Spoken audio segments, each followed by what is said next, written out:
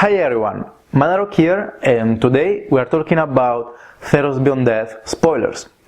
Before we start with the actual spoilers, let me point out a couple of things. First and foremost, let me say that if you already saw the spoilers in the last days, there is nothing new here. According to Wizards, the last spoilers were on December 13 and the next ones will be on December 24. So, there is no new card spoiled here. But what I want to do is provide a new angle, say something new. And I can do this because I tested a few of the cards spoiled. And I did that thanks to some proxies, and I tested the cards so I can say something that you can say without testing.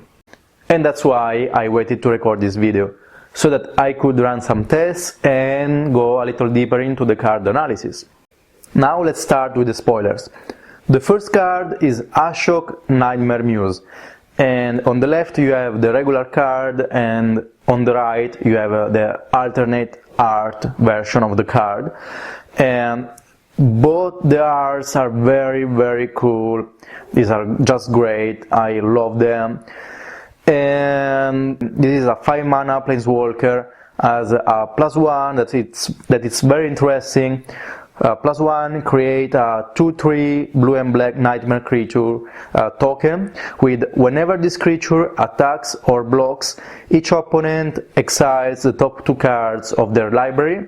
The -3 is return target non-land permanent to its owner's hand, then that player exiles a card from their hand.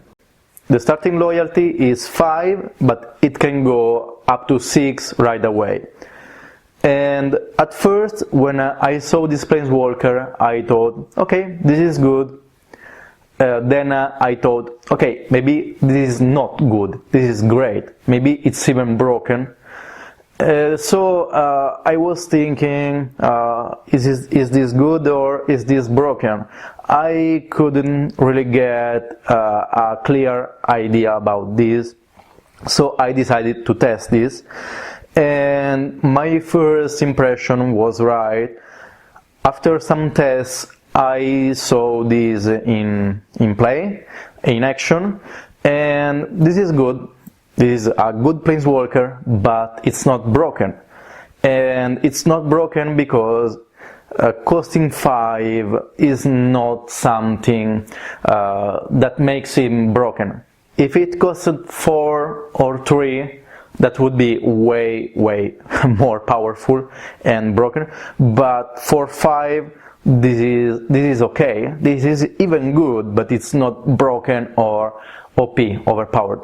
And there are just a couple of decks that I think this really fits in. So the first one is Esper Control, basically, or Esper Hero, by the way. And Ashok basically replaces Teferi. It's not as powerful as Teferi, but it's very similar to Teferi. The +1 is very similar in the sense that you get some card advantage. The -3 is a bounce spell. The -7 is something that gives you a huge advantage in the game. Also, notice that Ashok synergizes very well with Kaya, a planeswalker that has been played early on this year. And also Kaya is a very good answer to the cat that is going wild right now in Standard. By the way, the synergy between Ashok and Kaya is so good that Kaya could even kill your opponent with just 1 -5, because Ashok exiles a lot of things.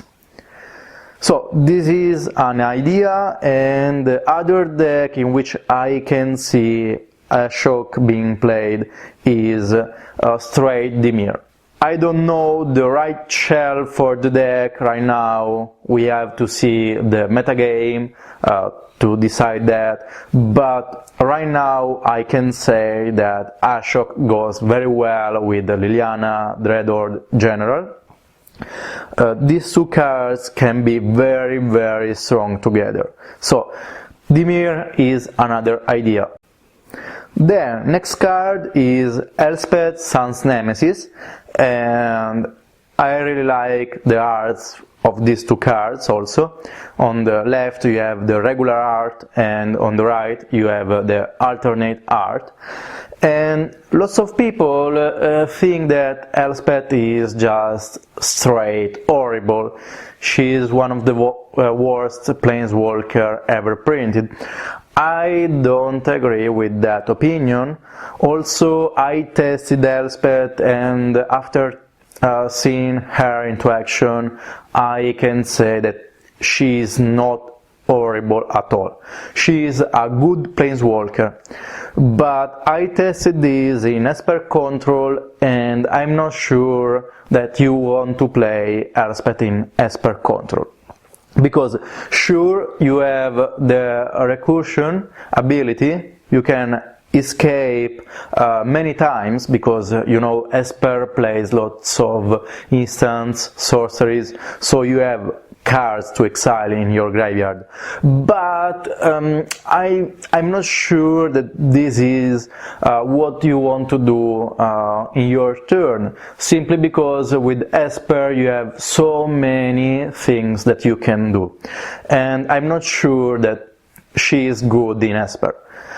I don't think she is good in White Weenie, and many people think that she's horrible because she doesn't fit in White Weenie, but she is not designed for White Weenie, simply because the strength of Elspeth is that she can come back from your graveyard, and if you are playing this from your graveyard in White Weenie, there's something wrong with your deck. Because with White Weenie you don't want to have a big graveyard. So that is not the deck for Elspeth. I'm sure there's a deck for Elspeth, but we just haven't figured it out yet. But when that deck will start showing, we'll just realize how strong Elspeth is. Okay, the next card is Athreos Shroud Veiled, and this is a god that's a 6 mana legendary enchantment creature. It's a 4/7, it's indestructible, and as long as your devotion to white and black is less than 7, Athreos isn't a creature. At the beginning of your end step, put a coin counter on another target creature, and whenever a creature with a coin counter on it dies or is put into exile, return that card to the battlefield under your control. And Athreos is also, notice that this card is the buy a box promo, and many people say this is nice but it's slow for standard. It's a good commander but too slow for standard. I don't agree with that, because there are some slow decks in standard, and it's not impossible to have a slow deck. And Athreos is good. I think that Athreos is not just an interesting commander, but it's also a playable standard card, and I can say that for sure thanks to a couple of cards, Doom Foretold and Dance of Demands. Athreos fits very well in that deck, especially now that with Theros Beyond Death we will be getting some enchantment creatures. So the creatures that you sacrifice with Doom Foretold, you can get back them thanks to Athreos. You can also get them back thanks to Dance of Demands. And that's something very, very interesting. And I think that this will be one of the decks in the next standard. The next card is Cetacean Champion. 1/3 for 3 that has Constellation. Whenever an enchantment enters the battlefield under your control, put a +1/+1 counter on Cetacean Champion and draw a card. This is a very interesting card and probably will see play in Standard. Just think about Edgewalling Keeper, that has been a star in Standard since the release of Throne of Eldraine. Both Cetacean Champion and Edgewalling Keeper draw you cards when you play certain types of cards. But there's a big difference. Edgewalling Keeper is a 1/1, it's not a big threat, and dies to a lot of removals. On the contrary, Cetacean Champion draws you cards and becomes a reasonable threat very fast. Realize that Theros Beyond Death is a set full of enchantment creature, and all that it takes for Cetacean Champion to shine in Standard is a couple of 1-2 drops that are very good. Also notice that Cetacean Champion can be a part of a deck that plays Dance of Demands. So there could be a strange Bant enchantment deck that can do some interesting things. Okay, let's move on, and the next card is Daxos Blessed by the Sun. And Daxos is a 2x for 2, and Daxos toughness is equal to your devotion to white. And whenever another creature you control enters the battlefield or dies, you gain 1 life. I think that Daxos can have a place in White Winnie if White Winnie is a thing. Maybe some other decks want to play that, but I think the main place for this is White Winnie.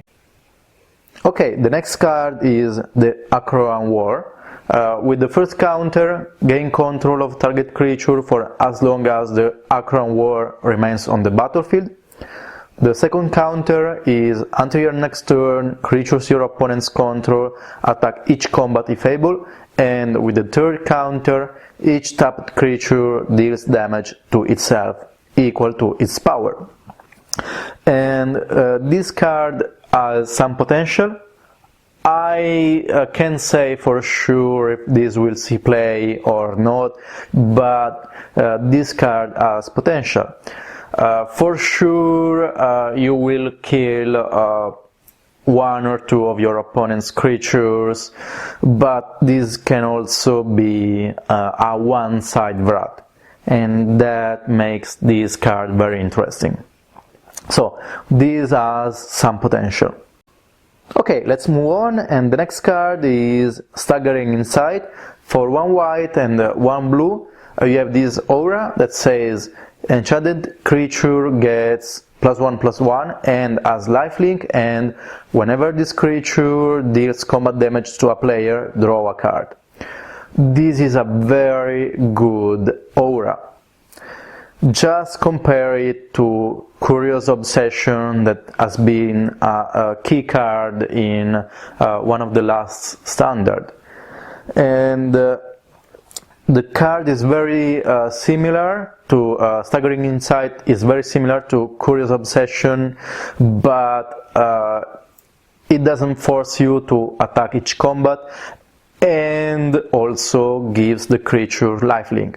So I can see this card being played in some sort of blue-white aggro decks, like maybe a Spirit or Flyers deck. In Standard, this can also see play in Spirits in Pioneer, and maybe even in Bogle in Modern.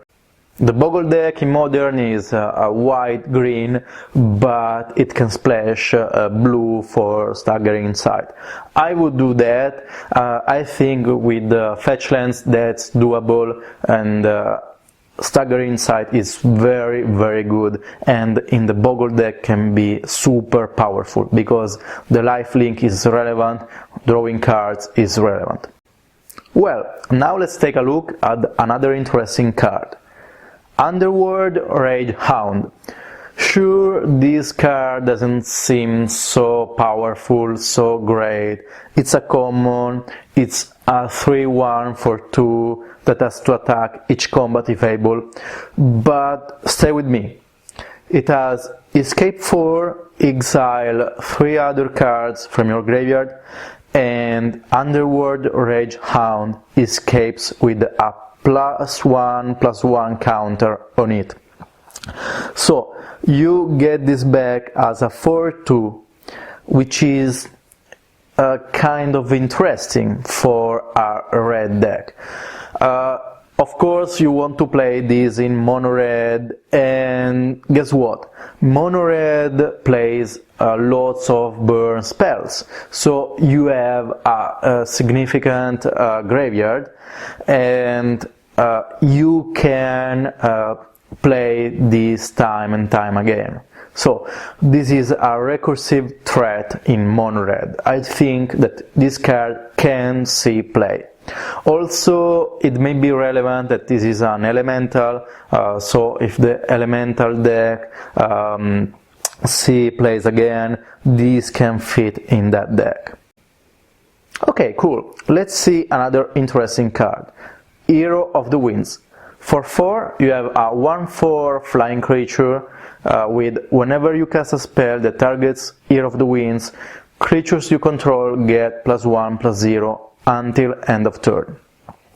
This may see play in a feather deck. I don't know if this is good enough, but this has some potential because it pumps all the team and it's a flying creature that is relevant. So this may see play in the feather deck. Great, now let me show you another relevant card. Revoke Existence. For 2, exile target artifact or enchantment.